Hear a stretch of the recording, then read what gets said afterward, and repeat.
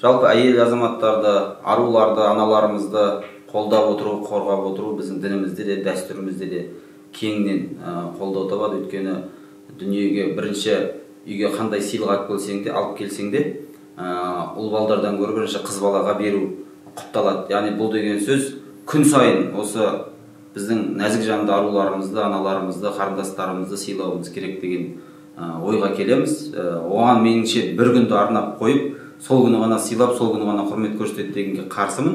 Десе де енді халықаралық осы ұйғарым осы күнге белгіленгеннен кейін осы күні мақтау естіп, осы күні құттықтау естігісі келетін барша біздің аруларымызды құттықтаймыз, аналарымызды құттықтаймыз.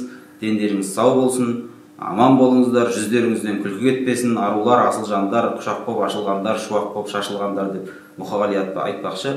Өмірдің ер азаматтардың үлкен бір жанын жадыратып жүретін, жанына шуақ сыйлап жүретін барша жер бетіндегі, Қазақстандағы, еліміздегі, облысымыздағы, аймағымыздағы барша аруларды, нәзік жандыларды құттықтаймыз. Және қорқытатында Қызылорда мемлекеттік университеті өзіміздің қара шаңырағымыз, осы жерде білім беріп жатқан барша осы аруларымызды, нәзік жанды апайларымызды, аналарымыздың барлығын мерекелеріңізбен құттықтаймыз. Әрдайым абырой биігінде болыңыздар.